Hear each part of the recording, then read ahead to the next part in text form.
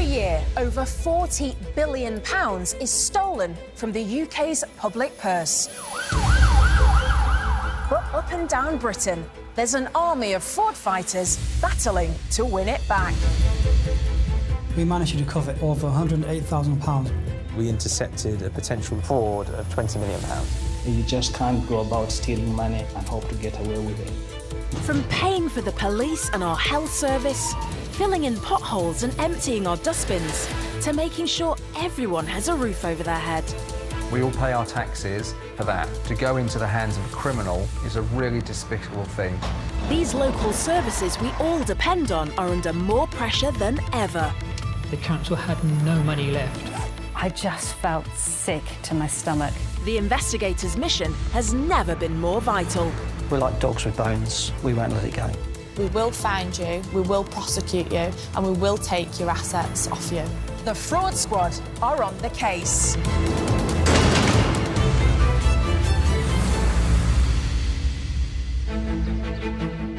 Today, a personal betrayal at the heart of a council as a trusted colleague steals over £200,000 to pay for luxury holidays and a very expensive hobby.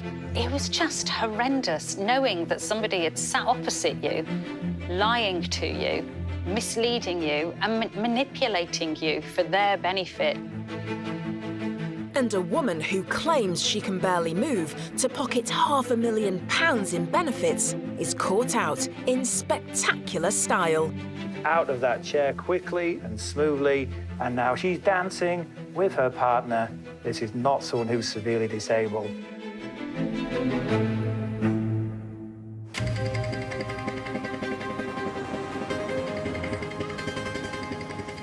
A council insider siphoning off a massive £220,000 of public money for their own gain is a shocking betrayal of the community they're meant to serve.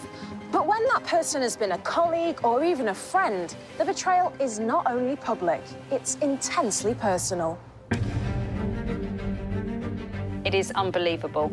This is just using the public money as a private bank account without any care, without any consideration and without any thought. This money-hungry clerk splashed the stolen cash on extravagant holidays, expensive equipment for her horses, and showered herself and her family with luxuries worth tens of thousands of pounds.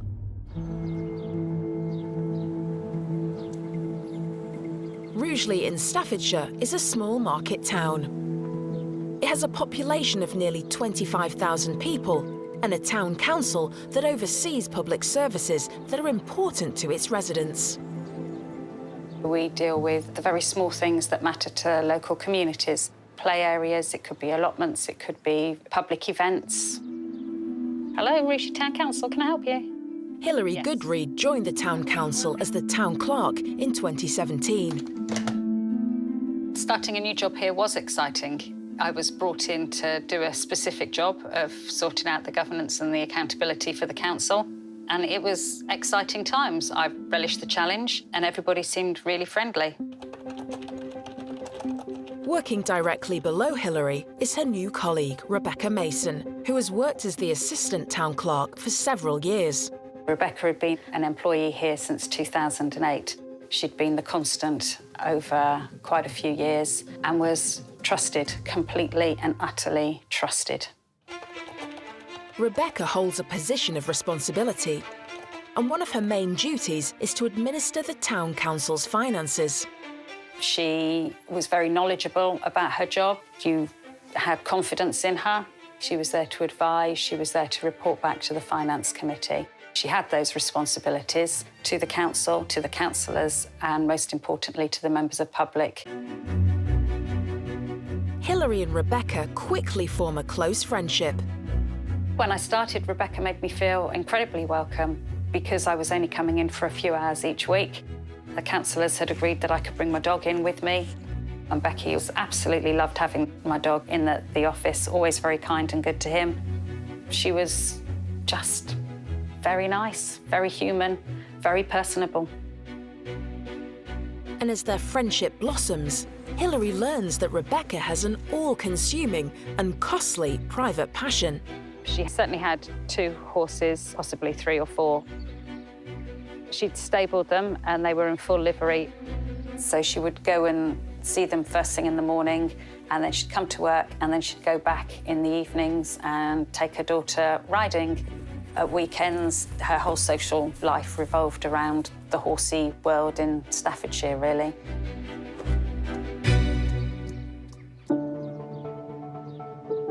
As the months go by, Hilary gets to know her colleagues' routine, and something that catches her eye are the numerous packages that appear to be delivered every day for Rebecca.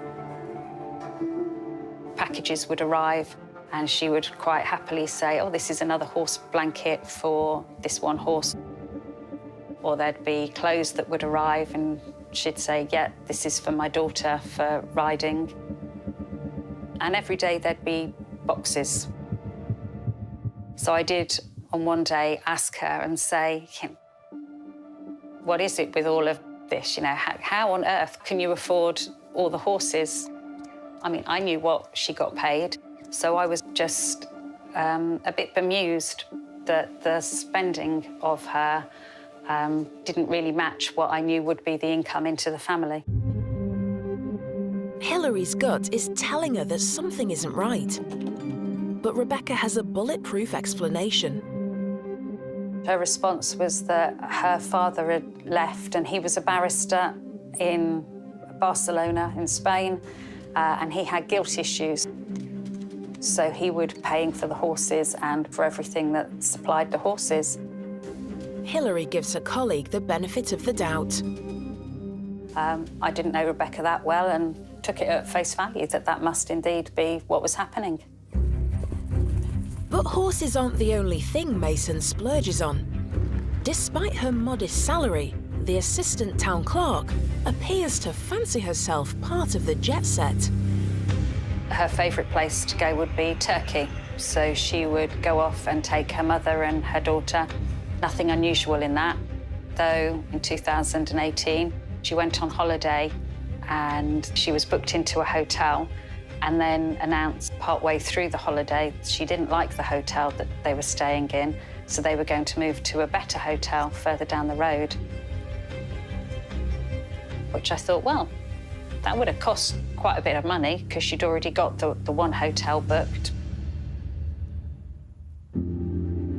Hilary can't put her finger on it, but something smells fishy.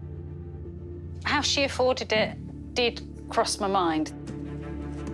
The number of parcels never stopped. But so I thought, OK, well, if the dad's paying for all the horses, then that leaves all of Rebecca's salary to pay for everything else. Later, Hilary turns sleuth and uncovers evidence that confirms her worst fears. It was clear that there were serious discrepancies in the payments taken out of our bank account.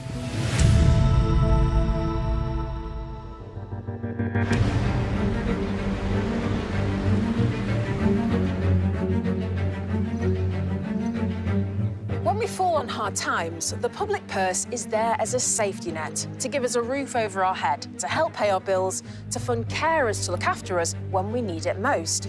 But some see this crucial pot as a money-making opportunity. For them, it's not about need. It's all about greed.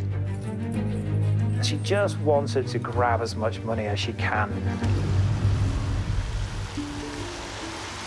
Prosecutor Ben Reed, who works for the Crown Prosecution Service, was part of a core team who brought the culprit behind this complex and high-value fraud case to justice. The Maribel Milligan case first came to light in January 2013 when an anonymous call was made to the benefit fraud hotline. The whistleblower was saying that Maribel Milligan had property, had income, had capital, and was not as disabled as she was claiming. It's a very common thing for people to call the benefit fraud hotline. It's a very important way in which benefit frauds are discovered. 53-year-old Maribel Milligan is accused of thieving from the public purse. To get to the bottom of the allegations, the fraud squad leap into action. When the investigation team looked at Maribel Milligan's claims, they could see that she was claiming 7 different benefits. 4 of those were based on her disability, so that's disability living allowance, severe disablement allowance, an independent living fund, and direct payments. 3 of the other benefits were based on her financial circumstances, so that was income support, housing benefit, and council tax benefit. The paperwork paints a picture of a woman battling severe physical and financial hardship. The disability forms told us that she was paralysed down one side and was virtually unable to walk. And the income support forms told us that she had no income, she had no capital, and she had no properties. It also showed that she was single and apparently living in London. Milligan's vast back catalogue of benefit claims reaches back decades.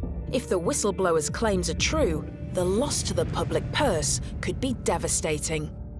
And the first place that they looked was the bank statements. From those bank statements, they could see that there was income coming in from the rental of properties, and that she was paying mortgages, which suggested that she owned properties somewhere. If evidence confirms she is indeed a property owner, it means she lied about her finances. So the investigators moved from there to look at land registry documents. Investigators examined the land registry and found that Maribel Milligan was actually the owner of 3 houses. The alarm bell started ringing. Far from the penniless woman depicted on her claim forms, Milligan's actually a property magnate. And her letting empire's not the only thing she's been hiding. When we looked at Maribel Milligan's claim forms, they told us that she was single, but actually when we checked records, we found that she was married, and we actually had her marriage certificate. It appears the whistleblower was bang on the money when it comes to Milligan's financial circumstances. Investigators calculate that she's helped herself to a massive £90,000 of support she was never entitled to. But it's only a fraction of what Milligan's received over the years in disability claims. What else is truth or a lie? Ben digs deep into the archives. Here we have a copy of Maribel Milligan's first disability living allowance claim form. This was in 1994. This is where she tells the government for the first time that she cannot move her left arm or her left leg. Got another form here from a DLA claim. And if I turn to page 7 here, we can see in this section, Maribel Milligan is telling us about help she needs moving indoors, and she's telling us that she needs help to get in and out of her chair. Maribel's claiming 4 different disability payments, including significant sums from her local council in London. So there was one benefit, primarily based on where she was living, and that was the direct payment benefit. She claimed that from the London Borough of Hammersmith and Fulham. Those payments were to ensure that she had live-in carers working with her 24/7. This is a fund that aims to allow those with severe disablement to have carers in their own homes, looking after them. But when investigators try to check the validity of this expensive round-the-clock care, they make a shocking discovery. Investigators found that she was no longer living there. In fact, she was living in the northeast in Durham, so she was not eligible for those direct payments. Yet another lie laid bare. Milligan's married, earning income from properties, and now claiming payments from a council 270 miles away from her home. When you could see that, you really feel that this is a fraudster who has no boundaries, so her greed has no limits. She's quite willing to claim from a London local authority when she's actually living in the northeast. Later, investigators put Milligan under surveillance and cannot believe what they discover. This is killer evidence.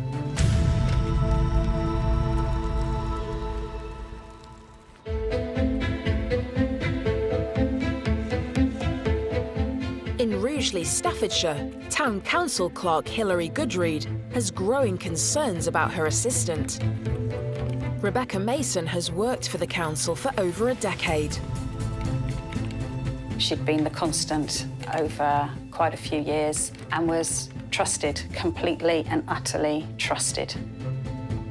But Hilary believes Rebecca to be living far beyond her means. So I did, on one day, ask her and say, what is it with all of this? You know, how on earth can you afford all the horses? Hilary's sneaking suspicions are about to escalate even further. Fairly early on in 2018, she was due to have gone to a training session, and I was due to go to the same training session a few days later. And when I arrived for my session, the trainer said, "Oh, it's a shame your assistant town clerk didn't come to the training session on Tuesday." And I said, "What do you mean she didn't come?" She came back and told me what a great course it had been. So I picked up the phone to Becky, and she said down the phone, she said, "I was there. They must be mistaken." And I did say to her then, "Don't lie to me. You know, I thought we were friends. I thought we had a better relationship than that." And she said, I'm not lying to you. I did go to the training session, but she was lying. The training session was a little village hall in the middle of nowhere with only about 20 people turn up. It wasn't a massive event where she would be lost in the crowds. And that's when alarm bells started to ring for me. As their friendship sours, Hilary's misgivings grow. Her colleagues' spending is out of control. As the year went on, things just really didn't sit right. So she came in one weekend very proud of the fact that she'd bought a horse box. She posted on Facebook pictures of a massive horse box that could fit, I don't know, 3-4 horses, that had a kitchen in it, had sleeping arrangements in it. And you couldn't help but think, where was the money coming from for this? But then out of the blue, Rebecca takes a leave of absence, and Hilary is left to take on her assistant clerk's day-to-day responsibilities. I had to take over her job as well as my own job, and do all the financial arrangements for the council. Rebecca had always been responsible for overseeing the town council's finances. But with her assistant away, Hilary takes on the job and almost straight away notices something amiss. It was clear that there were serious discrepancies in the payments being taken out of our bank account. There were a number of payments going out to mainly 2 organisations, which we genuinely pay, but we always pay them by cheque. And what I noticed was that there were a number of payments going out to these 2 organisations with different names written next to them. So it would be ADT, who we pay for our alarms and security, not a problem at all. But then it would be ADT Electrical or ADT Gas. In the first instance, you think, oh, there's been a genuine mistake. I will ring up the 2 organisations and I will get copies of all the invoices. The companies send in their legitimate invoices, but there's no paperwork to match these suspect payments. We then look at, well, what bank account is it going into? Is somebody hacking into our bank account from outside of the town council? Because it couldn't possibly be happening from inside the town council, we thought. So we look at the sort code and we look at the account number and we see that it's all the same account. Someone, somewhere, is using this mystery account to bleed the council dry. I went off to our bank, and our bank said the onus was on us to prove that we weren't genuinely authorising those payments. So I then spoke to the police, and it was the police that were able to access the bank records and find out who all this money was being paid into. And the owner of that bank account was Rebecca Mason. I will never, ever forget that day that we found that out. And the phone call came in from the police, And they said, yeah, it is all Rebecca Mason. I just felt sick to my stomach. Out of sheer greed, Rebecca has pocketed the public's money. But just how much she's pinched is still unclear. We had to trawl through a lot of paper information that was on Becca's desk. So all the past accounts, the annual returns that we send in to the external auditor all needed to be reviewed, see where she had made false records, and all of that took time. It took probably about 9 months. Hillary's continued detective work uncovers just how shameless this brass-necked official's behaviour has been. Going through the transactions that we found when she was taking the money out of the account, and from the works diaries, you can see whether or not she was off sick on that day, if she was at a public function that day, what she was doing. So, for instance, I know for a fact that on the day she took out £9,765 in one transaction, she was actually sitting on a beach in Turkey, Facebooking and, saying what a lovely time she was having on the beach, and yet she'd taken out the best part of £10,000.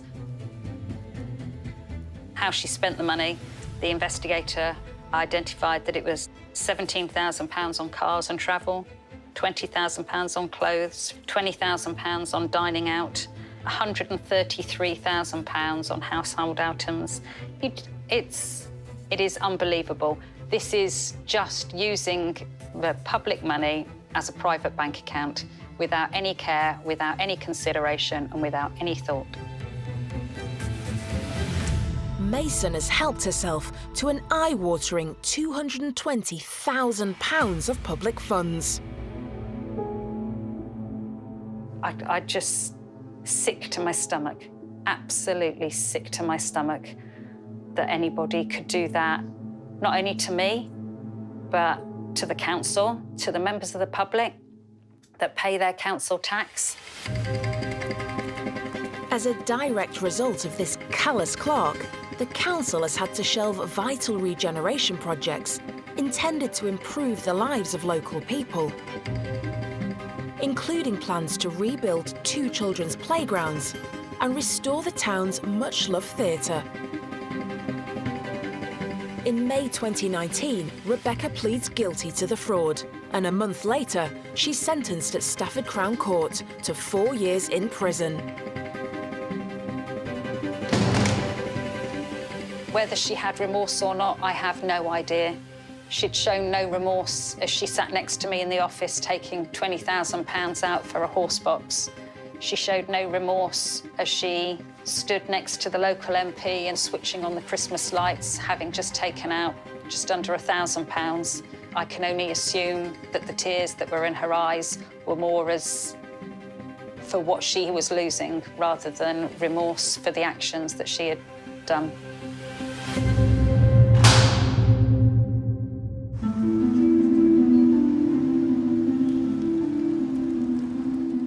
The local nursery school is a vital community resource, providing childcare and education to the neighbourhood's tiniest residents, much of it paid for from the public purse.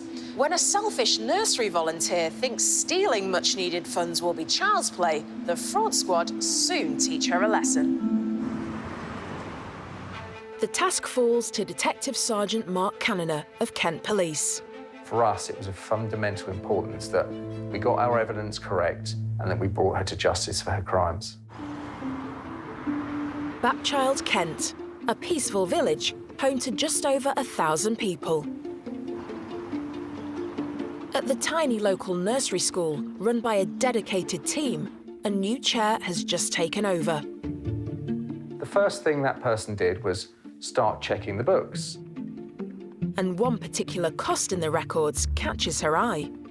First thing that really rang alarm bells, which was a Christmas party had been booked at the preschool. A Christmas party which had an invoice for a magician and various other costs implicated with it. So far, so innocent. But the new chair is put out. She had a daughter that used to go to that preschool, and she questioned why her daughter hadn't been invited. Now, she did some research, spoke to some people, and it transpired the Christmas party didn't exist. It never happened.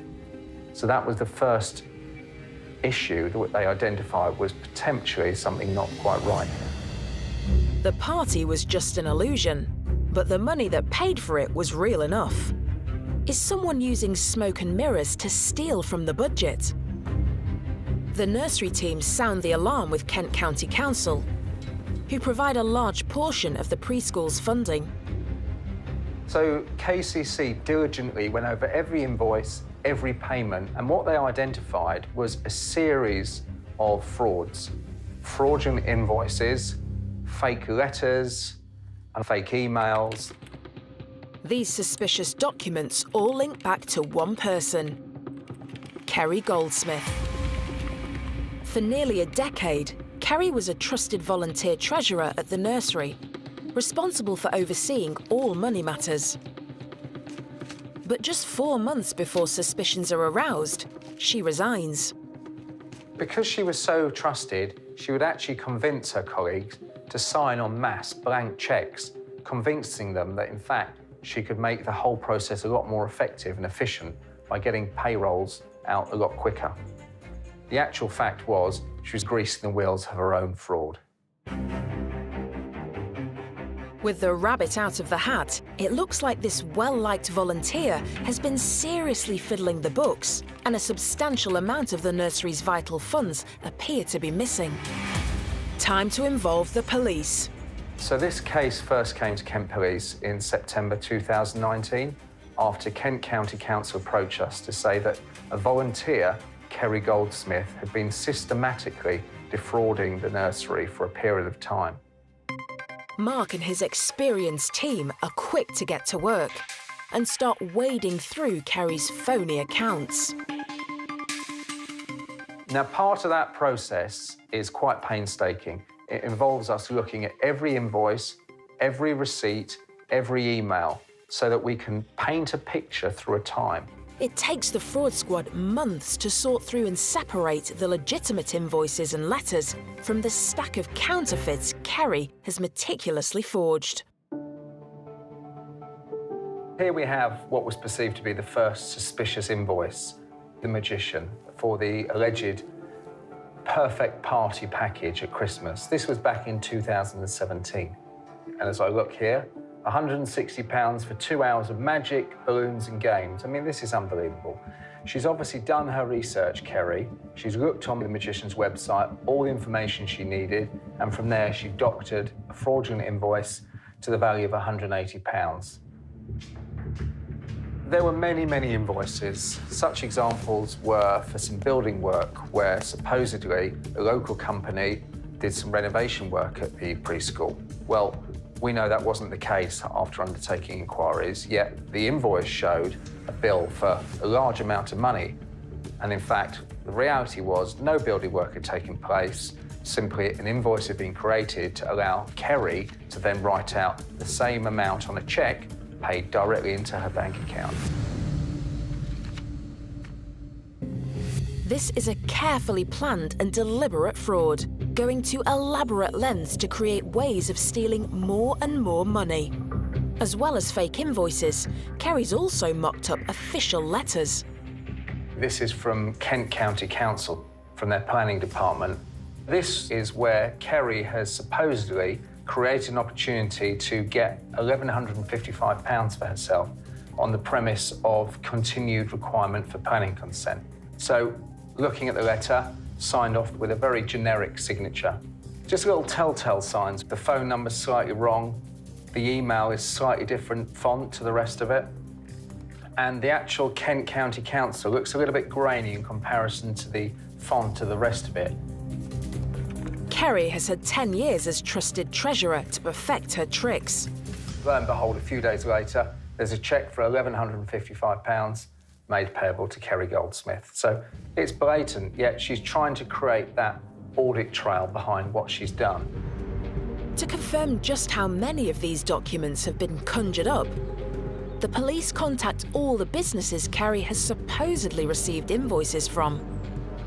We go to that individual and say, look, was this you? Was this your letter? Was this your invoice? And for every one of them, it wasn't a surprise that no, of course it wasn't genuine. And a large majority of the people we spoke to were absolutely shocked and, in a sense, frustrated that they too had been implicated in this investigation and defrauded. So they gladly gave us a statement, bearing in mind we're dealing with a preschool and someone who voluntarily was placed in a position of authority. They wanted to make sure that justice was done. The nursery's money may have disappeared in a puff of smoke, but the police now know where it went. Kerry's private bank accounts, which have been scrutinised as part of the police investigation. The statements showed over a long period of time cheques going in from the preschool and payments going out for general lifestyle. Now, this was fundamentally essential evidence to prove that the cheques that had been written from the preschool were landing in her account. Cheques which she'd written with her bank account details. It was damning evidence, and evidence we needed to prove the offence. The police suspect that when it comes to spending the loot, Kerry's found yet another cunning trick to play. So this is a receipt for 1, 2, 3, countless numbers of gift cards that have been ordered allegedly for goodie bags.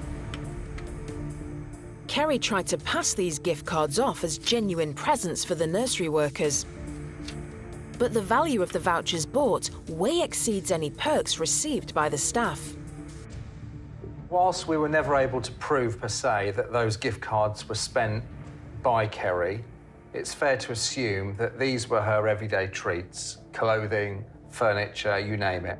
So this was her way of maybe covering her tracks by getting gift cards, but clearly she wasn't clever enough because it soon became apparent that we could link these to her. The 11-month rigorous investigation reveals that, while posing as a selfless volunteer, this shameless fraudster has been stealing from the nursery for 7 long years. Kerry wrote out in excess of 95 cheques. That's a huge amount, yet she was happy that she could cover her tracks for such a long period of time. She was making a lot of money out of it, and she clearly felt she was getting away with it. Add up all 95 cheques, and it's a staggering amount of money. In total, over the 7 years, Kerry had transferred over £37,000 into her personal bank account. Public money that should have been spent on making sure young children get the best possible start in life. Now, that money could have been used for some really worthy causes. General building maintenance, things for the kids, training courses, you name it. But instead, that money went into the hands of Kerry Goldsmith. One of the most shocking parts of this crime is that this supposed do-gooder got away with her deceit for over 7 years, fooling countless members of her community in the process. She managed to defraud so many people along the way, including people she worked with, people who saw her as a trusted member of the team. They were shocked, absolutely shocked, that someone for such a period of time could have this cover. With the evidence stacked against her, the police invite Kerry down to the station. Various questions were put to Kerry about her frauds, which we'd identified, but throughout the interviews, she was silent. No remorse, no comment throughout. Really frustrating, because that obviously was her time to give her account, her side of the story, and maybe explain exactly why she'd done it. But the tight-lipped interview doesn't halt the investigation. The huge amount of evidence gathered is enough to charge her. After the first hearing in court, it must have been blatantly obvious to Kerry that the evidence against her was overwhelming. She essentially was pushed into a corner, and she did the right thing and pleaded guilty. It's curtains for this treacherous treasurer. Kerry is handed a 2-year jail sentence, suspended for 2 years. This sort of crime, if gone uninvestigated, would set a precedence. She was in a position of authority, and obviously she was responsible for her actions. So it was really important that we identified the fraud and secured a conviction.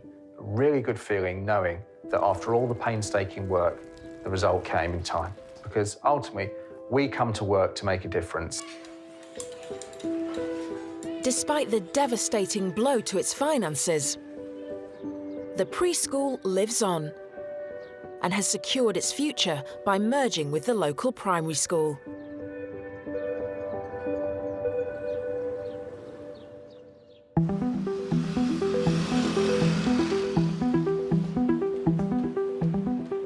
hiding her property empire, faking her marital status, and falsifying her income forms. Maribel Milligan has spun a web of lies to claim £90,000 in benefits. But that's just the tip of the iceberg. Prosecutor Ben Reed is now homing in on her vast claims for severe disability. Maribel Milligan had claimed not only disability living allowance, but she'd also claimed severe disability living allowance. And on top of that, she'd claimed payments for carers to help her in her home. Ben's got all the evidence he needs to prosecute Maribel for her bogus income claims. But his hunch is telling him that her deceit runs deeper. And if she is faking her severe disability, the amount she's received over the years is mind-blowing. The disability fraud in this case was worth £450,000. £450,000 added to the £90,000 in income-related benefits means potentially the conwoman swindled over £540,000. Enough to give 70 people help with the extra costs of being disabled for a whole year. If these allegations prove to be true, then Maribel Milligan had over £500,000 of money that was supposed to go to some of our most needy people in society. So the impact of being able to prove the disability fraud on this case was massive. If Ben's suspicions are correct, he's got his work cut out to prove she's accountable for a £500,000 fraud.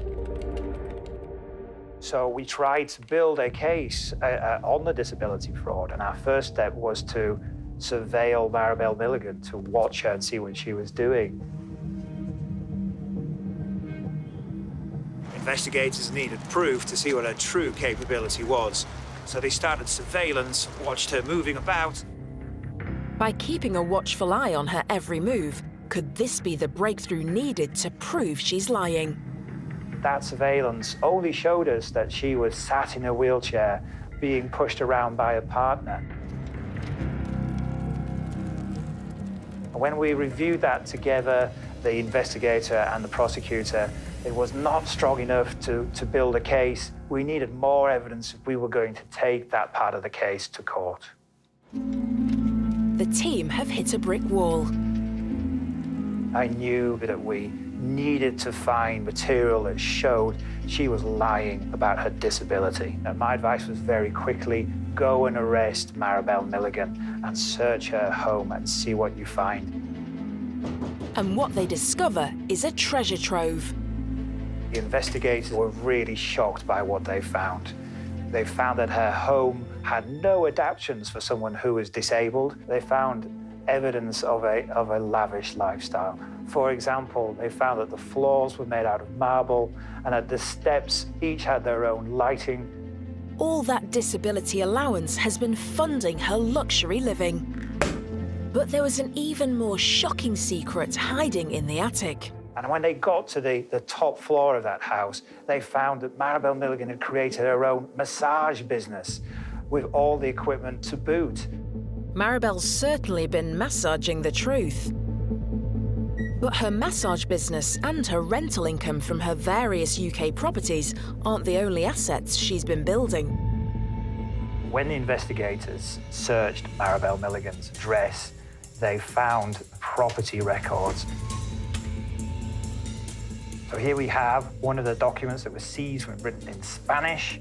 Initially, the investigators did not know for sure what they were, but they were translated into English, and they proved to be property ownership records from Venezuela that showed that Maribel Milligan owned 2 flats in Venezuela. The story painted by the claim forms in this case was of a woman who had no property and no income.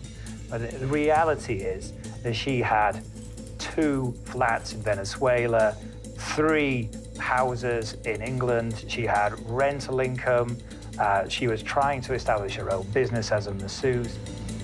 It's Maribel's phone, though, that proves to be an evidence goldmine.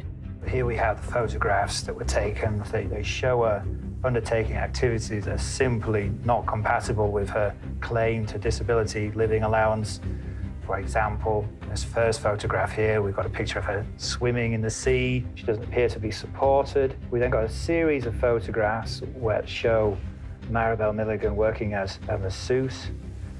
She's using that left arm in contradiction to what she told us in her claim form. She told us she was paralyzed in her left arm and her left leg. And then the final photograph in this series was a picture of her stood in front of the Eiffel Tower in Paris with her partner. She got no support, no wheelchair, so once again, does not fit with her claims to benefit. But it's when they examined the mobile phone's video files that the true extent of this audacious fraud is finally brought to life. The first clip shows her dancing. You can quite clearly see her moving that left arm around. In contradiction with her claim form, she said her left arm was paralyzed. There's no limited mobility there. So let's skip forward to the next clip. She's at an event. She's asked to dance. She's out of that chair quickly and smoothly, and now she's dancing with her partner. She's moving freely. This is not a lady who's virtually unable to walk. This is not someone who's severely disabled. You know, here's a lady who is asking the government to support her in her severe disablement. She's asking that we pay for her care at home. It's outrageous, it's disgusting. This is visual evidence of high impact. A jury's going to love this material. You know, this strikes right at the core issues, which is what is the ability of Maribel Milligan. This is killer evidence. It's the nail in the coffin, and Maribel's charged. But even faced with the mountain of evidence in court, she still keeps up the facade. She pleaded not guilty to all the offences, much to our surprise, given the strength of the evidence against us, and we had a trial which lasted for 5 days. And she was found guilty on all counts by the jury, and she was given 3 years in prison. For Ben, it's a satisfying end to a complex investigation. The best bit about being a prosecutor is that you get to fight for the good. And what I always tell my little boy is, I'm taking the bad guys and making sure they get justice.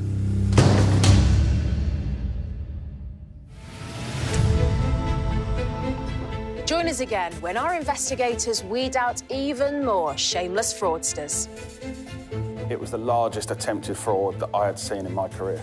And help protect our public purse. I knew at this moment that we would win the case.